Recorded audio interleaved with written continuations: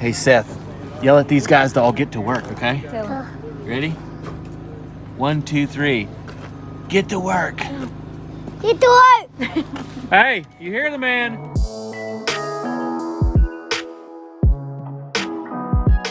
We're back on site Wednesday morning, and we're checking out something I got in the mail. The Studmaster 16. We finally figured out what it's for. It's for helping with your layout without making marks, I guess. Looks like that. Jason was like trying to pull that thing back, shoot like a bow and arrow, but that's not what it's for. It's named after me, though. Yeah. The Studmaster 16. Well, okay. Got that going for I me. don't know what your wife calls you, but it's probably not it. I don't know. Definitely not. I was going to ask him about that, but I wouldn't. Yeah, so He edited. I think that would work. I don't know if it would really save any time compared to doing your layout down the board or not. I don't know. Yeah, but look at It seems to actually do what it's supposed to do, though. Check out this. The layout would be off if there's Well, not you much gotta you gotta nail one. See, Yeah, if but that I mean- one was rigid, that one couldn't do that either. My point is that you're never going to maybe have the first one square, right? Because You gotta gotta square get the first one, Arlo. yeah, You gotta square do it. something right yeah. to start with. Doesn't nail it by itself, Arlo. I think You gotta it's do not something. a bad idea, but when you get to a window or a door, like, what are you going to do? You got to stop. You got to like. You know, it just stud right through your windows. Yeah, yeah. That's what I say.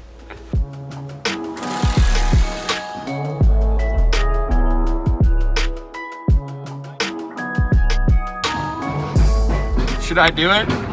Yeah, it goes there, man. Oh man, Arlo's just showing off right there. He's totally showing off. I guess we'll put it in. What's that? We'll put it in, Arlo. All right, yeah. Let's see if I can shoot it without breaking in half. Let me see that gun there, Ray Ray. No way. Huh? Well, it had better not break in half, or else you're gonna have to cut it again.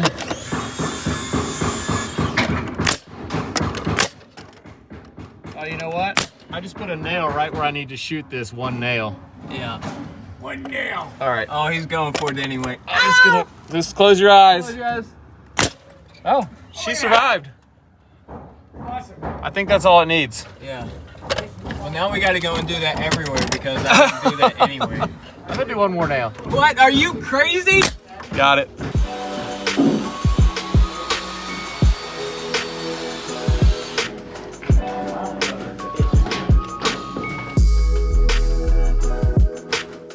We're doing one wacky thing here because we have an exterior swinging French door. That means that the screws that attach it to the framing, like through the door jamb, are on the outside, and they actually come in like right into the edge of the foam layer in this case. And since this is a rental, this door may get abused. It will get abused, I guess is the answer.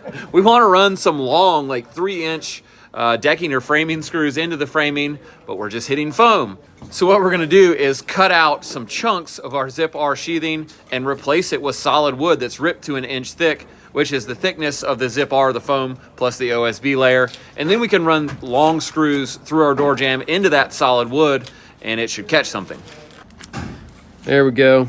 Got some little glue boogers in here. Oh, got to get that out of there. We're having some flow issues here. There we go. Whoa! Oh my goodness! Whoa! All right, just throw it down in the yard there. Sure. It's time for some new glue bottle. No, this one's good now for a while. Oh my God. Just had a little dried glue booger in there. little. I think it had a baby. I bet you weren't ready to see all that this morning, were you? Oh, that was too much for me this morning. A little gross. I am going to glue these blocks in because the location of the holes in the hinges actually would be right in between my framing and this block, and it might actually just spread the thing apart, you know? So I think it's best if the two become one. Woo, yeah. Oh, yeah. I'm just gonna, whoa, that's pretty generous. That's how the glue should flow. Okay, and let's keep it flat here so it doesn't run. And then, oh, go, yep, there it is. All right, hit it with the screws and we're good to go.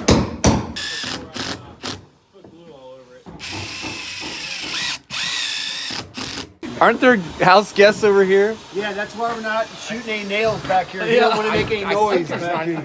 Jamie's running this oscillating to like, It's the only noise that's the worst in the whole world. People are sorry quiet. guys. Whoever this is, what is this, October 20th or something? If you're at this other rental house, we apologize if you're watching this video for some reason. The town of Bryson City just came by and pranked Jamie. They came in and was like, sir, we've had complaints of a truck blocking the road with the door open. There it is. And Jamie's like, oh, shoot. And he's like, I'm just kidding. I'm just messing with you.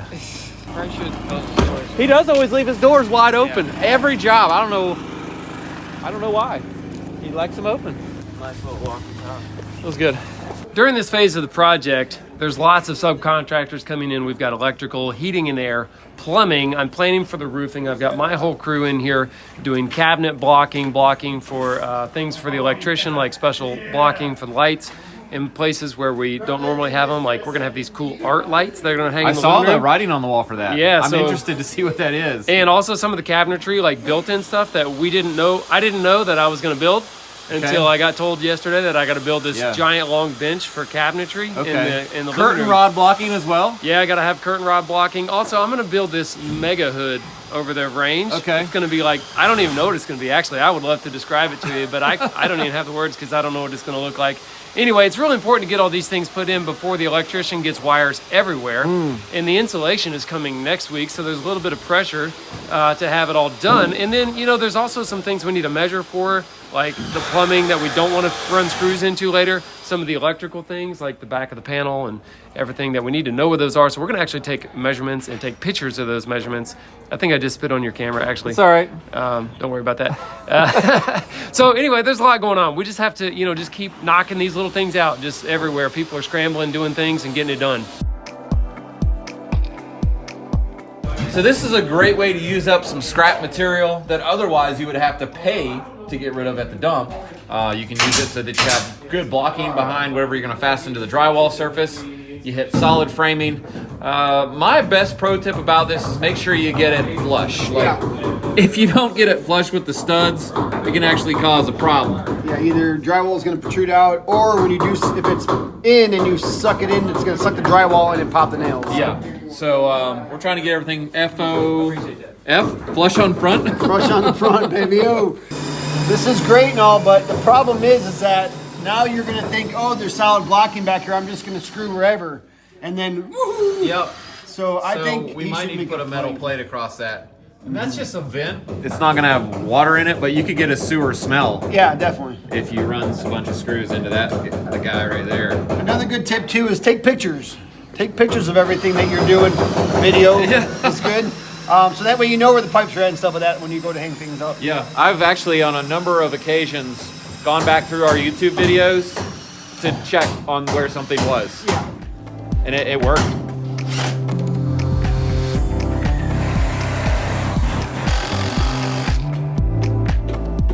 I think it was you that was nailing the sheathing on that day. I'm not sure what happened here. Shiners! It looks great from that side. You can't tell until you come in here. You're like, wow, did I miss bad? This video is brought to you by Patio Well, where you can find the perfect furniture for your outdoor space and style. They've got great deals on everything from wicker sectional sofas, to grills, to cooler carts, to propane fire pits, and of course, outdoor storage. I've been needing some outdoor storage, so I got a 31-gallon and a 100-gallon deck box to get things organized. My deck boxes were super fast and easy to assemble with no tools, and are made from a waterproof poly resin that's more resilient than metal, and of course, it doesn't rust. I've been using the smaller deck box to store the kids' basketballs and other toys and keep it organized. And since I've been remodeling the back deck, and there's videos coming on that soon, by the way, we now have dry storage for games and pillows with easy access on the deck. The 100-gallon box can double as seating as well.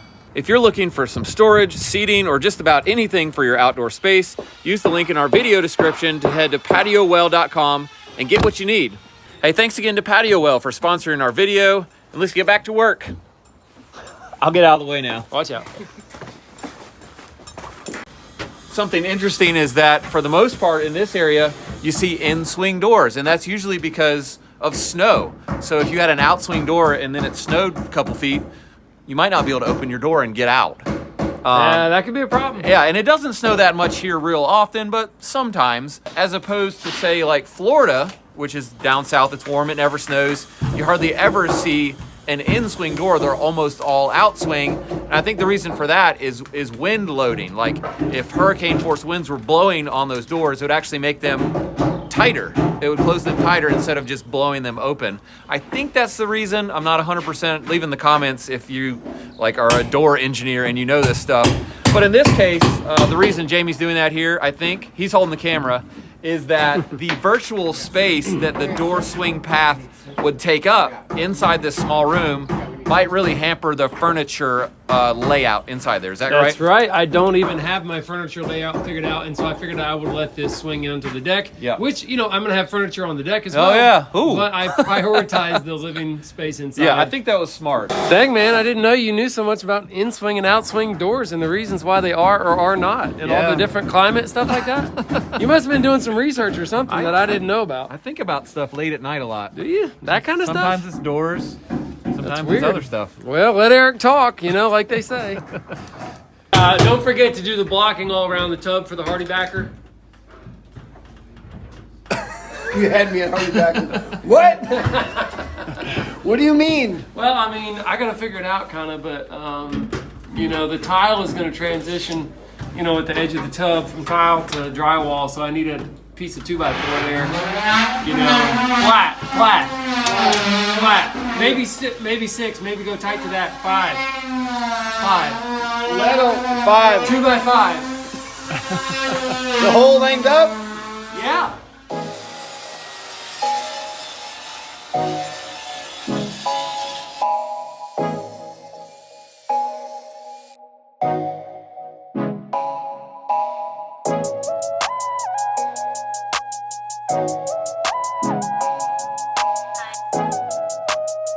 If you're wondering about the reason we just did that whole furring out thing of that wall, it's because the drain coming out of this tub like touched the side of one of the floor joists. So we decided to scoot it out a ½ inch. We'd already furred out down below the tub level, so we just need to make the rest of that wall surface match up.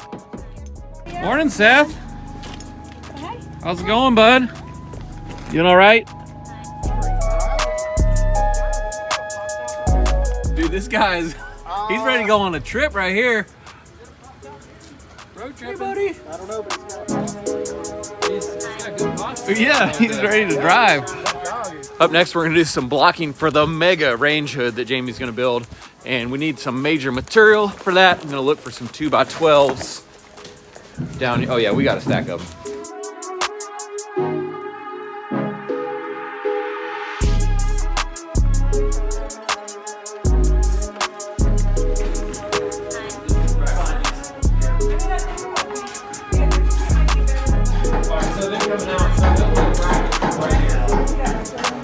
Imagine that, That was upside down. but this.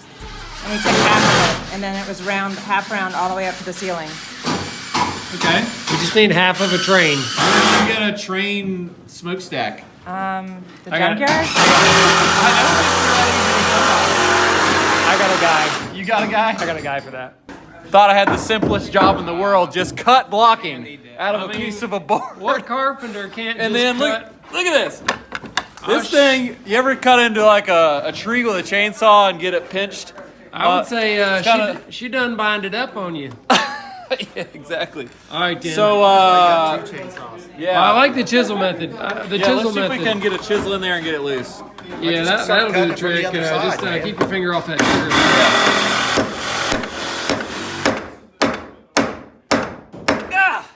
Wow, that's like Dude. a sword and a stone or That something was- right there. Yeah. All So right, yeah, you can see I was cutting in and then the curve squeezed shut because of some sort of tension in the board was released when I cut it. So we'll just slice back in.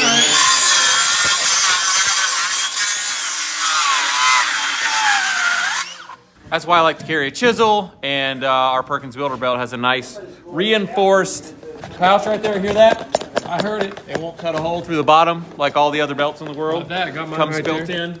Boom. Yeah. Chisel pouch. I got a So pencil in there, check too. out PerkinsBuilderBelt.com. Wait a minute. Wait, we already did this. Now we're doing it again. Are you doing this I again thought for real? Maybe it wouldn't do it again.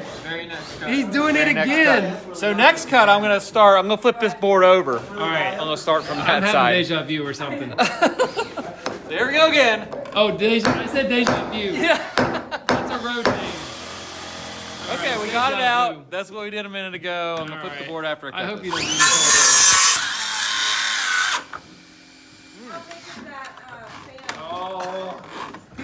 No. At least it came out.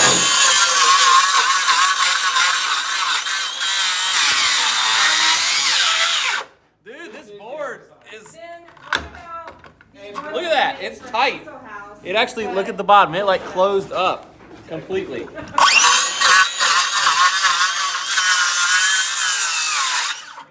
So this whole thing of me not being able to cut this board, even though I'm a carpenter, has been fun and all for everybody, but I'm gonna turn it around into something useful, like good information if you're watching about how to actually deal with a problem like this. And that's to continually widen the kerf as you're cutting. And I'm gonna do that by just moving the saw back and forth, only cutting a little bit at a time into the part that isn't cut. And I'm gonna keep going back and forth. I'll demonstrate and hopefully this will work and I won't look like more of an idiot than I already do.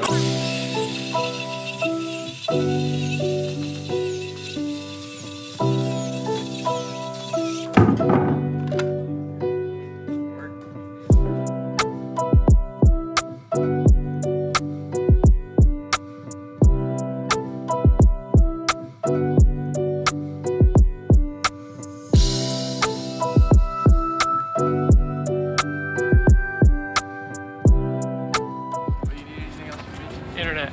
Get into some internet. Yep, a lot of internet. I don't even think people care if there's internet anymore. Just kidding. That's all anybody cares about. They don't care if the water's down, but Yeah. if the internet's down, they'll. Oh wait, I know request a you. refund. What's going on?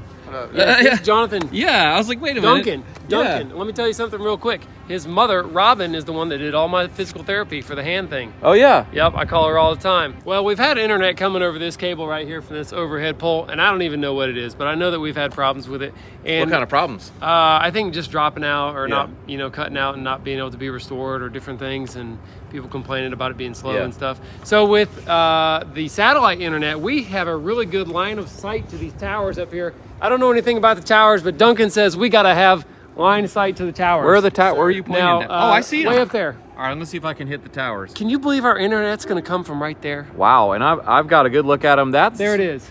What's the name of that mountain? That's Fry Mountain. Fry Mountain. Okay, and there was a fire tower up there called Oh, there's a Fry helicopter. Tower. He's about to land And on it. there's a helicopter. Um, So they're gonna beam it like straight to a satellite dish on the house somewhere here. Point to point, we might even have to put a pole in the yard to receive it, but then we can actually split that and send it to both houses so that we can eliminate our old service over here and consolidate here into one satellite. I want to add to this that internet around here can be a real problem. It's rural and it's mountainous. Rural. Rural. It's real hard to say So that. even the good internet, I would say, is bad. And then the bad internet, you don't even want it. It's like It's- dial up or yeah, worse, right? it's- I'm not joking.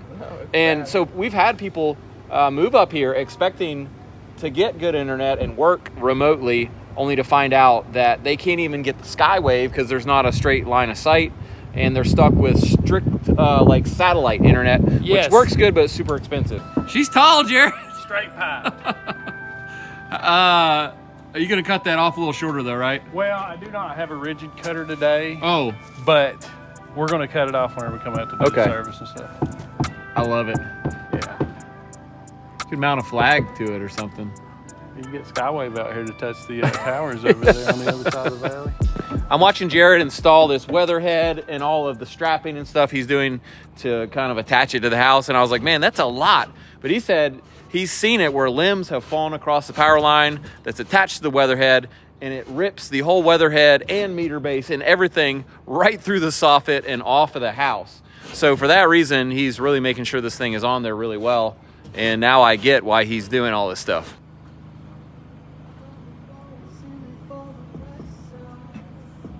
Jared, I gotta roll, but one thing I gotta point out before I go is that you got the lowest slung hammer that I've ever seen. Dude, that hits you in the ankles. I know, it's annoying. Does it hit you in the ankles? Yeah, it pegs me all the time. Okay, well, it impressed me.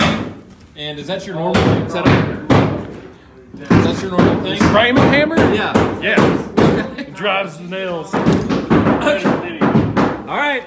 Wait a minute, Myron's got it too. It's because of her satchels. Oh my gosh. If they were up here, You got a saggy satchel. I got my stuff. I ain't got no ass. How do you grab your hammer? Let me see you grab the hammer though. Oh, you got long arms though. You got no problem. Yeah, you got mega. Half a hand. Hey. I gotta go. He actually is injured. Yeah, don't worry. All right. You. Dude, that town of Bryson City guy got you. Pranked. He really did.